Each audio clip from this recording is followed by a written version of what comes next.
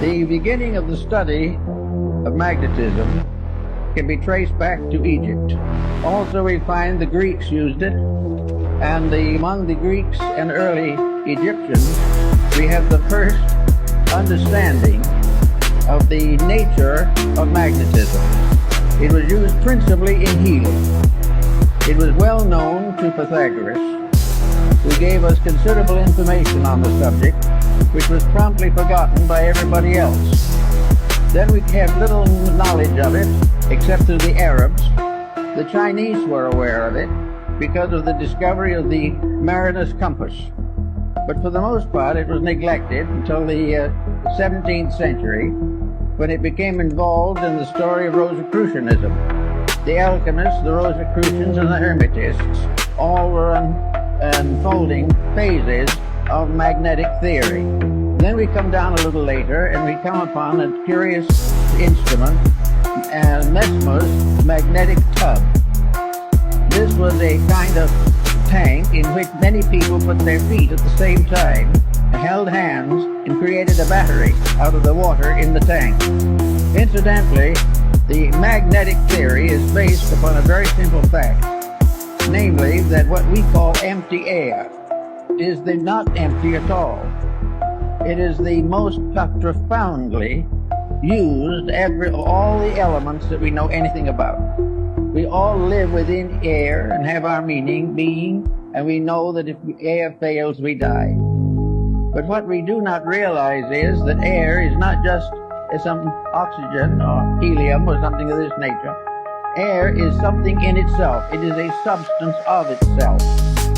It is a substance so real and so important that it's almost impossible to estimate it. It is a tremendous field of magnetic energy. The atmosphere carries the magnetism of the sun.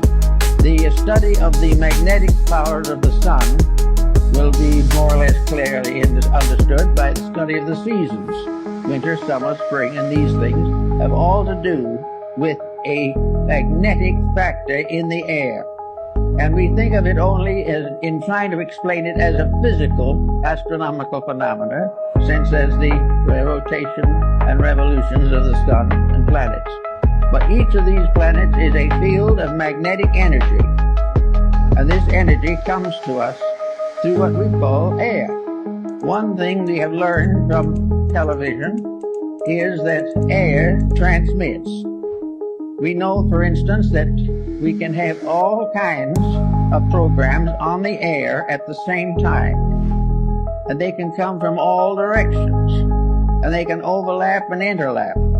But each one will remain separately identified as though it was moving in a channel or a circuit of its own. Something went through was vibration.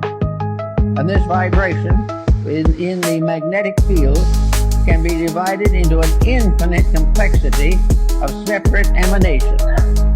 In other words, if we had 1,000 different channels, they could be differentiated in the magnetic field, so that each one would be broadcast correctly and properly for whatever it is.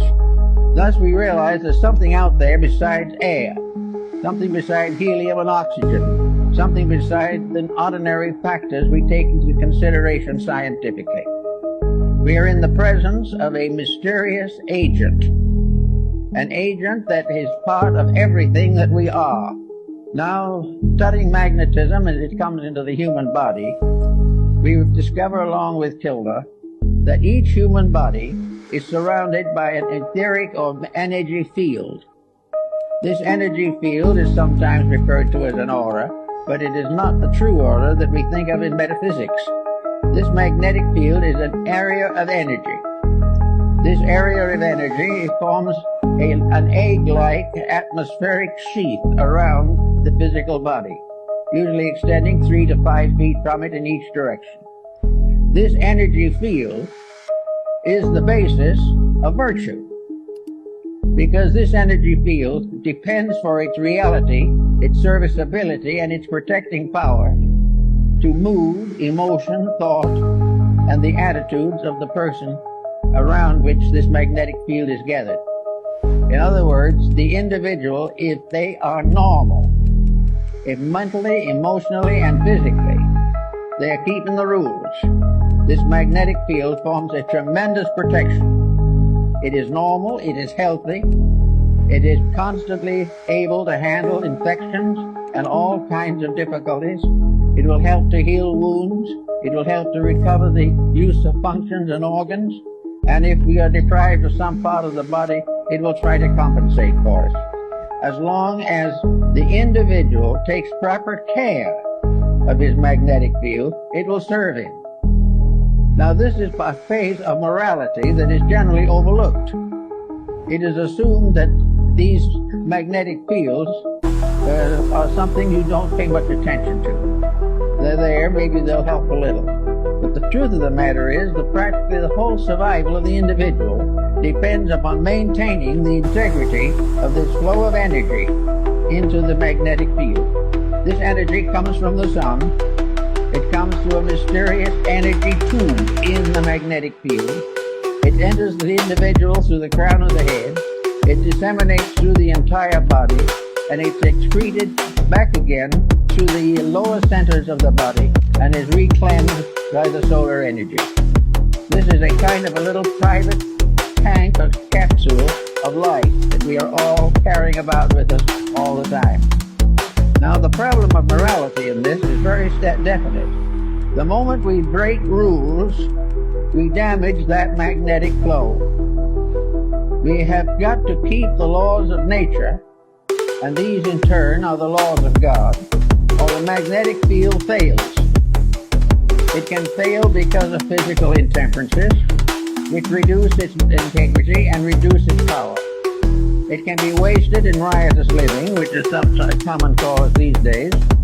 It can be variously destroyed by moods, by attitudes, by fears, by complexes. It can be destroyed or damaged by alcohol, drugs, narcotics, all kinds of things. But if this field is damaged, it immediately reacts into health. It damages the individual's vitality. It makes him more easily subject to contagions and infections, and it definitely shortens the life expectancy. Now, we think of the magnetic field as surrounding the entire structure of the body, as Kilmer shows in his work on the human atmosphere, and Babbitt also in his study of the atom. This, however, is only a phase of it. Each part of the body has a magnetic field. Each unit within the individual has its survival in a unit of energy. And this unit of energy is present in the smallest subdivision of imaginable space. It is in the tiniest atom. There is no such a thing as a dead particle in the universe. Even if it is killed by something, the very disintegrating process is a symbol of life energy. Therefore, we are confronted with the natural problem of realizing that virtue is to keep the law of the energy field. Now, the law of the energy field, just by coincidence, is also the law of integrity. The energy field is what establishes right and wrong. The energy field tells us that to lose our disposition and temperament is wrong. To use various negative, destructive attitudes is wrong. To compromise the principles of right living is wrong. To think badly, to feel unpleasantly, to be engaged in any action or concept which is contrary to the common good damages the magnetic field and therefore is wrong. Selfishness injures that field. Every vice we know, the breaking of any of the 10 Commandments and a number of other rules result in damage to that field.